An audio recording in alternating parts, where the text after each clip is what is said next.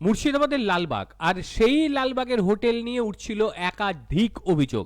বিশেষ করে মতিঝিল সংলগ্ন বাইপাসের ধারে হোটেলগুলিতে রমরমিয়ে চলছিল দেহ ব্যবসা, এমনই অভিযোগ উঠে আসছিল। আর তারপরই মুর্শিদাবাদ থানার পুলিশ আজ বিশেষ অভিযান চালায়। কথা বলবো, রয়েছে আমাদের সঙ্গে এই মুহূর্তে আমাদের প্রতিনিধি সম্রাট মুখার্জি। সম্রাট, জানতে চাইবো এখনই কি অভিযান চলছে সেখানে? সেইগুলো অভিযান কিছুক্ষণ আগে শেষ হলো। তো আজকের অভিযান মূলত দেখা গেল যে মুর্শিদাবাদ থানা এবং মুর্শিদাবাদ জেলা পুলিশের বিশেষ সাফল্য। কারণ যে কটি হোটেলে আজকে প্রায় 17খানি হোটেলে থানা তল্লাশি করা হয়, ঘর খুলে দেখা হয়, রেজিস্টার চেক করা হয়, সেখানে অবৈধ কোনো কিছুই পাওয়া যায়নি এবং দেহ ব্যবসার কোনো নিদর্শন পাওয়া যায়নি।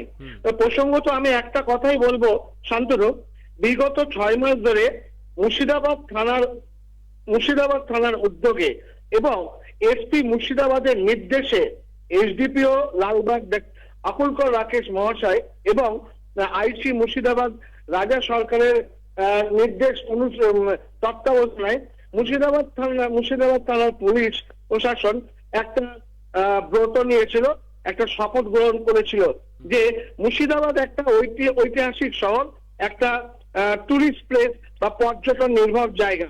সেখানে পর্যটকরা মুর্শিদাবাদের প্রতি বিমুখ হয়ে পড়ছিল এই ধরনের ব্যবসার জন্য এবং মুর্শিদাবাদের পর্যটকেরা যেটি বাইরে গিয়ে কলকাতার একটি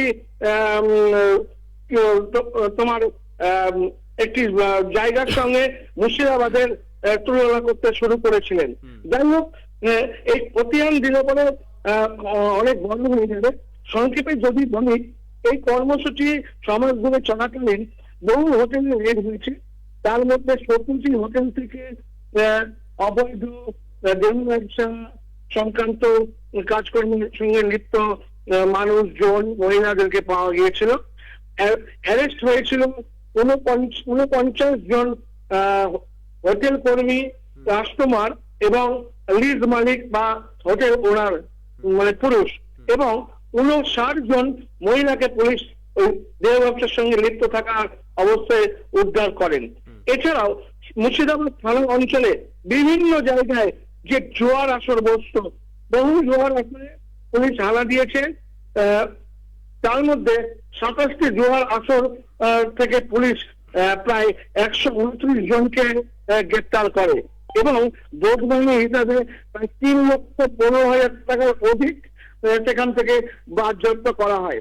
এবং আজ যেটা ছিল সেটা হচ্ছে যে মুর্শিদাবাদ থানা যাতে শহরে কোনরূপ ক্রাইম জন্ম নিতে না পারে আর অনুরূপ ভাবে যেন শহরের পরিবেশ নষ্ট না হয়।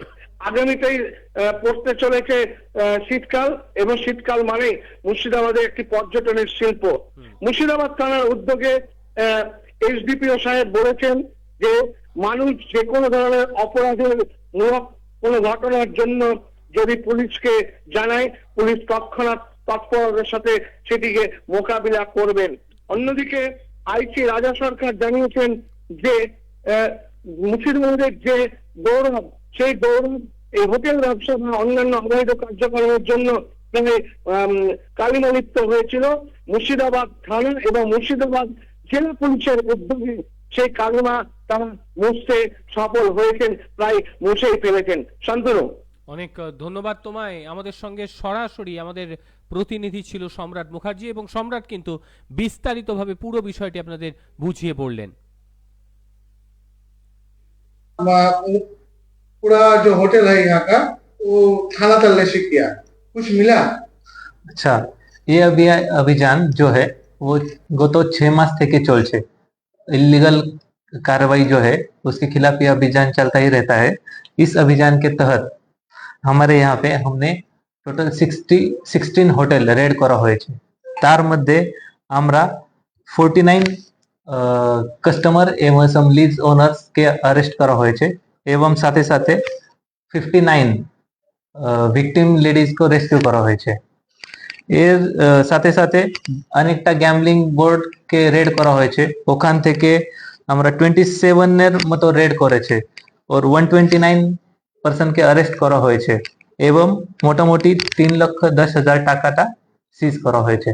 তো আমি এটাই বার্তা দিতে চাইছি কি এসব ইলিগাল কাজ মুর্শিদাবাদ এলাকাতে হতে দেব না।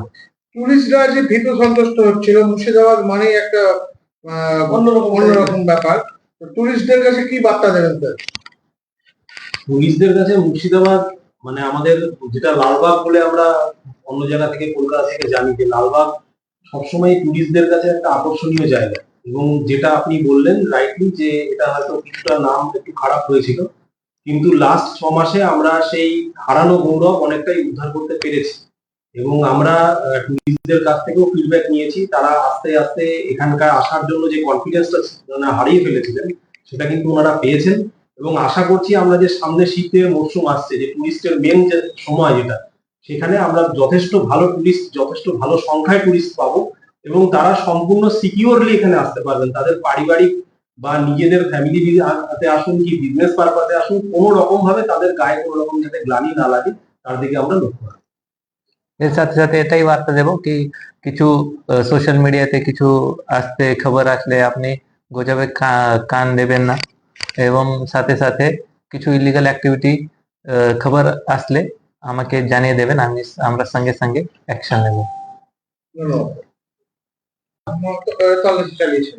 আজকে আমরা টোটাল 9টা হোটেলে রেজিস্টার দেখেছি এবং ওনাকে একটু ব্রিফিং দিয়েছি कि আপনি जो আইনে মেনে নিয়ে চলুন और বিলো 18 जो আছে ওনাকে ভাড়া দেবেন না और সিসিটিভি লাগিয়ে রাখুন और সুরক্ষার জন্য और পরিবেশ ভালো রাখার জন্য একটু বার্তা দিয়েছে ওনাকে। কোন এলাকায় গিয়েছিলেন আজকে? কি কোন এলাকায় আপনাদের আজকে তল্লাশি? আজকে Motijheel hotel Motijheel bypass area जो रोड एरिया है वहाँ के होटल में रेड करा হয়েছে এবং সাথে সাথে और হ্যাঁ, মতিঝিল থেকে একটু এগিয়ে বা মতিঝিলের ভেতরেও আমরা রেড করেছি। এবং স্যার যেটা বললেন যে সিসিটিভির কথা, আমরা হোটেল ওনাদের এটাও বলেছি যে সিসিটিভি শুধুমাত্র ঘরের মধ্যে নয় বা হোটেলের মধ্যে নয়, আপনারা রাস্তা কভার করবে এরকম ভাবেও সিসিটিভি লাগাবেন, যাতে কাস্টমারদেরও যদি কোনো রকম বিপদ হয়ে যায় যাতে আমরা সিসিটিভি থেকে সেটা আইডেন্টিফাই করতে পারি। ধন্যবাদ।